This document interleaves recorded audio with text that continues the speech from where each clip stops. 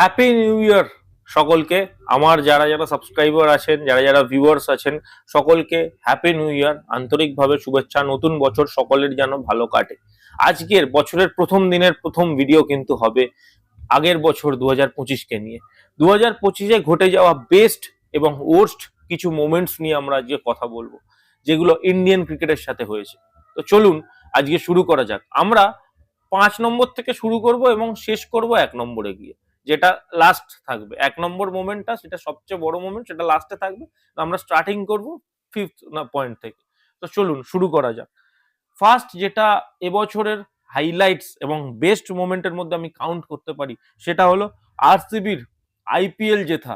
18 বছর পর IPL champion royal Challengers Bengaluru.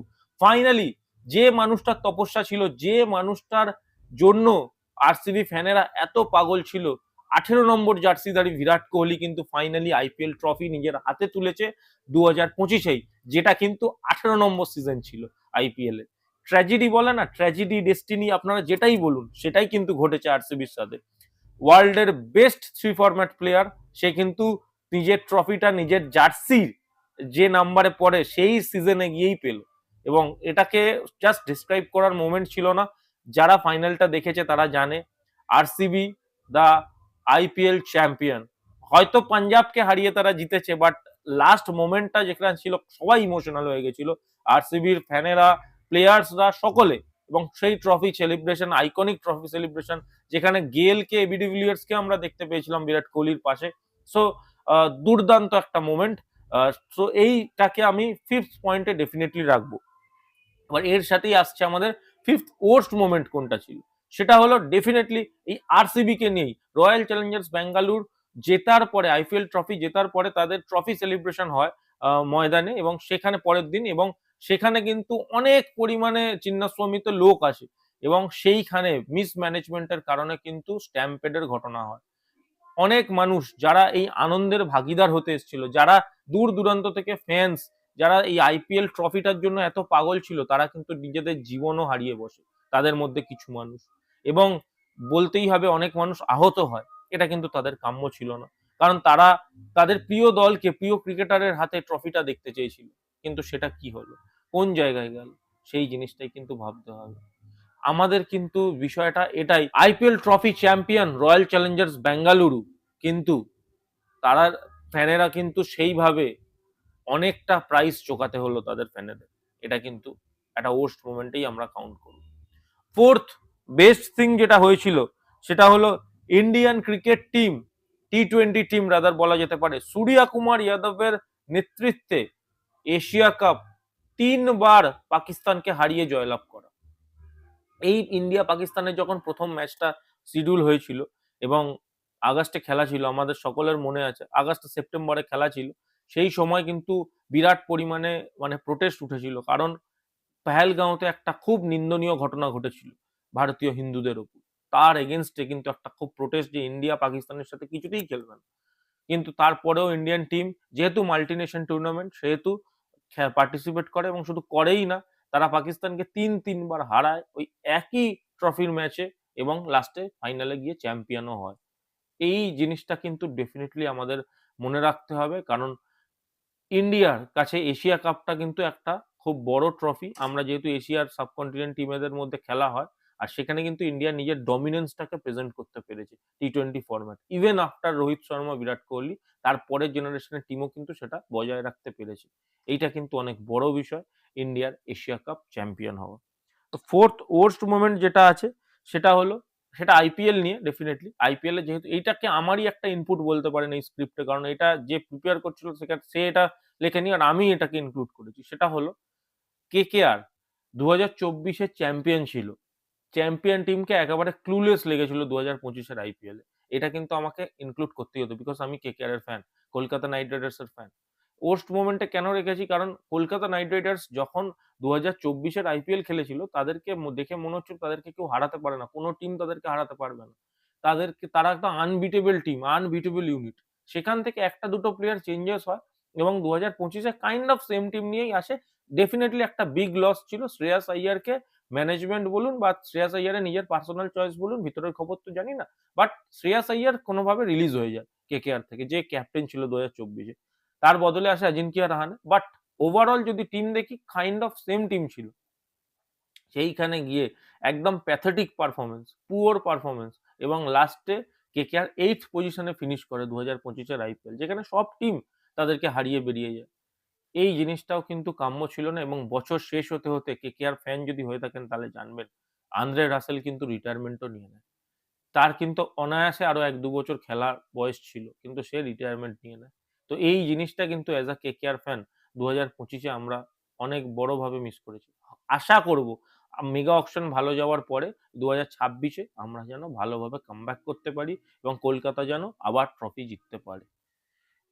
Third best moment যদি আমি বলি, definitely young Indian cricket team, test team, Rohit শর্মার পরের ইয়াং ইন্ডিয়ান টেস্ট টিম, যেখানে ক্যাপ্টেন্সি করছিল শুভমান গিল, ঋষভ পান্ত ভাইস ক্যাপ্টেন ছিল, এবং তাদের ইর্দ গির্দ যে টিমটা হয়েছিল ইয়াং টিম, সেই টিমটা কিন্তু ইংল্যান্ডে গিয়ে ইংল্যান্ডের মাটিতে জিতে আসে, ড্র করে আসে, ম্যাচ জেতে, দুটো ম্যাচ তারা জেতে এবং দুটো ম্যাচ তারা হারে, একটা ম্যাচ ড্র হয়, তাতে 2-2-তে ইংল্যান্ডের ময়দানে দাঁড়িয়ে সিরিজ ড্র করা ইয়ার্কির ব্যাপার নয়, একটা ডাব্লিউটিসি সার্কেলের ম্যাচ, এবং সেখানে গিয়ে কিন্তু তারা জিতে আসে। এটা কিন্তু অনেক বড় ব্যাপার। তারা জিতে তাদের নিজেদের ইংল্যান্ডের মাটিতে অন্তত তারা জিতে তাদের নিজেদের যে ভালো পারফরমেন্স রোহিত শর্মা বিরাট কোহলির পরে, সেটা কিন্তু তারা সেখানে প্রেজেন্ট দেখায়। এবং বোলিং ইন্ডিয়ার একটা প্লাস পয়েন্ট হয় ওই সিরিজে কিন্তু দুর্দান্ত বোলিং করে, এবং লোয়ার অর্ডারের ব্যাটিং কিন্তু খুব ভালো ছিল, স্পেশালি ওয়াশিংটন সুন্দর, রবীন্দ্র জাদেজা, যাদের কন্ট্রিবিউশন ও প্রচন্ড বেশি ছিল। তো সেই সিরিজটা কিন্তু ইংল্যান্ডের মাটিতে দাঁড়িয়ে ইয়াং ইন্ডিয়ান টিম 2-2-তে ড্র করে, এবং এটাকে আমি ডেফিনেটলি থার্ড বেস্ট থিংয়ে আমি রাখবো। থার্ড ওয়ার্স্ট থিং যেটা হয়েছে সেটা হলো রোহিত শর্মাকে ওয়ানডে ক্যাপ্টেন্সি থেকে সরিয়ে দেওয়া। রোহিত শর্মা কিন্তু ওয়ানডে ক্যাপ্টেন্সি মানে সে যখন চ্যাম্পিয়ন্স ট্রফি জেতে, ম্যান অফ দ্য ম্যাচ হয় লাস্ট ম্যাচে ফাইনালে, অ্যাজ আ ক্যাপ্টেন সে ট্রফিও জেতে এবং ম্যান অফ দ্য ম্যাচও থাকে ফাইনাল ম্যাচে, যেটা নিউজিল্যান্ডের বিরুদ্ধে হয়েছিল। But even after all those, হঠাৎ করে আমরা জানতে পারি, যেহেতু ওডিআই ম্যাচ মাঝখানে কোনো ছিল না, তারপর অক্টোবরে যখন ইন্ডিয়া অস্ট্রেলিয়ার ওডিআই ম্যাচ হওয়ার কথা ছিল, তখন হঠাৎ করে আমরা জানতে পারি যে রোহিত শর্মাকে রিমুভ করে দেওয়া হয়েছে। রোহিত শর্মা নিজে স্টেপ ডাউন করেনি, রোহিত শর্মাকে রিমুভ করে দেওয়া হয়েছে ওয়ানডে ক্যাপ্টেন্সি থেকে। এবং আমরা আর হয়তো রোহিত শর্মাকে 2027-এর world cup as a captain তুলতে দেখবো না। রোহিত শর্মা যখন টি-20 ওয়ার্ল্ড কাপ আর চ্যাম্পিয়ন্স ট্রফিটা ব্যাক টু ব্যাক পেলো না, সবাই ভেবেছিল যে ধোনির পর হয়তো রোহিত শর্মাই হবে সেই ক্যাপ্টেন যার হাতেই 3টে আইসিসি ট্রফিই থাকবে। বাট দুর্ভাগ্যবশত আমরা ক্যাপ্টেন হিসাবে রোহিত শর্মাকে আর ওই ট্রফিটা তুলতে দেখতে পারবো না। এটা আমাদের কাছে একটা খুবই বড় দুর্ভাগ্য, আপনি বলতে পারেন। সেকেন্ড যদি আমি বেস্ট থিং বলি, ডেফিনেটলি হরমনপ্রীত কৌর এবং Indian women's cricket team ICC women's world কাপের চ্যাম্পিয়ন, এবং এটা আমাকে কিন্তু বলতেই হচ্ছে। এই জিনিসটা হওয়ার পরে সত্যি কথা বলছি, ইন্ডিয়ার খেলার যে পলিটিক্স, সেটা পুরোপুরি জিও পলিটিক্স, সেটা পুরোপুরি বদলে গেছে। তার কারণ, আগে আপনি ভেবে দেখুন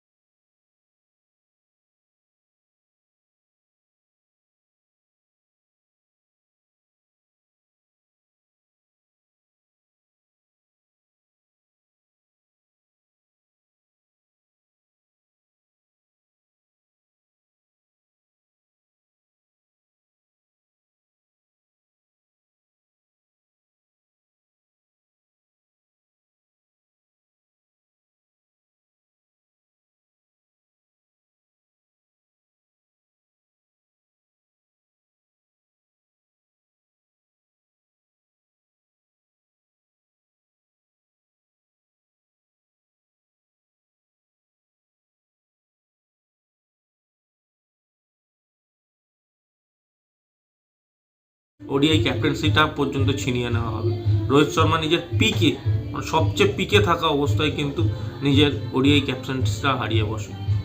এই জিনিসটা কিন্তু আমরা কোনোদিনও ভুলতে পারবো না।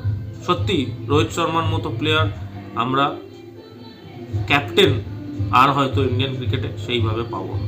অনেক ভালো ভালো ক্যাপ্টেন এরপরে আসবে, ধোনির সময় ছিল, ধোনি ছিল, তারপরে বিরাট কোহলি এলো, বাট রোহিত শর্মা যে অরাটা নিয়ে আসতো না, সেই জিনিসটা হয়তো আমরা আর কোনোদিন পাবো না as a captain. As a player এখনও আমি চাইবো রোহিত শর্মা 2027 ওয়ার্ল্ড কাপটা যেন নিজের হাতে চলে।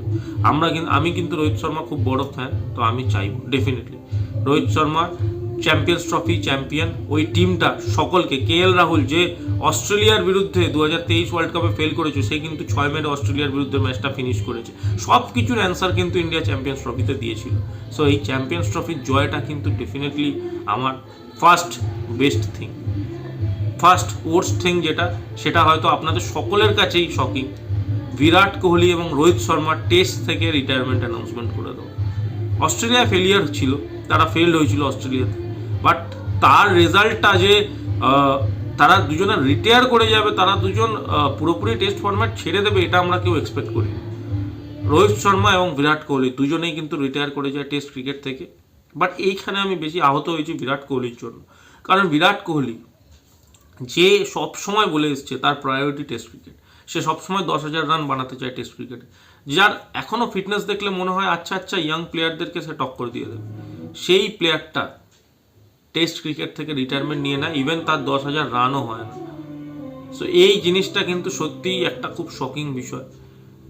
আমরা বিরাট কোহলিকে আর হোয়াইট জার্সিতে কখনো দেখতে পাবো না, এইটা ভাবাটাই একটা খুবই কষ্টকর। কারণ বিরাট কোহলি যে চার্মটা নিয়ে এসেছিল টেস্ট ক্রিকেটে, বিরাট কোহলি যে অ্যাগ্রেশনটা নিয়ে এসেছিল টেস্ট ক্রিকেটে, বিরাট কোহলি যে ইন্টারেস্টটা মানুষের মধ্যে নিয়ে এসেছিল টেস্ট ক্রিকেট দেখা, সেই জিনিসটা কিন্তু ইন্ডিয়ান ক্রিকেট থেকে ফরএভার মিসিং হয়ে যাবে। এবং রোহিত শর্মা, অবশ্যই রোহিত শর্মা সে লেটার অফ তার কেরিয়ার টেস্ট ক্রিকেটের ক্যাপ্টেন্সি পায় এবং টেস্ট ক্রিকেটে নিজেকে এস্টাবলিশ করে, বাট সেও কিন্তু হঠাৎই রিটায়ারমেন্ট নিয়ে নেয় এবং তারও সেই ইনিংসগুলো, ম্যাজিক্যাল ইনিংসগুলো আমরা দেখতে পাবো না টেস্ট ক্রিকেটে। সো এই ছিল আমার 5 best and worst moment of 2025 in Indian cricket. আপনাদের কোন মোমেন্টটা বেস্ট এবং ওয়ার্স্ট মনে হয়েছে সেইগুলোকে ডেফিনেটলি কমেন্ট করে জানান। আপনাদের যদি অন্য কোনো ঘটনা মাথায় থেকে থাকে সেগুলোও কমেন্ট করে জানান, কারণ আমার দরকার আপনাদের সাথে ইন্টারাকশন করা, আর কিছু নয়। আর চ্যানেলে নতুন হয়ে থাকলে নতুন বছরের জন্য বলছি, চ্যানেলটাকে সাবস্ক্রাইব করে দিয়ে যাবেন। এই বছর কিন্তু আমরা প্রচুর পরিমাণে, রেকর্ড পরিমাণে ভিডিও দেব এবং এই বছর এই ফ্যামিলিটাকে আমার আরও বড় করার প্ল্যান আছে। সো ডেফিনেটলি আপনারা সকলে ভিডিওগুলো লাইক করুন, কমেন্ট করুন, শেয়ার করুন এবং সবশেষে চ্যানেলটাকে সাবস্ক্রাইব করে দিন। এই বলে আমি ভিডিওটা শেষ করছি। হ্যাপি নিউ ইয়ার এবং ধন্যবাদ।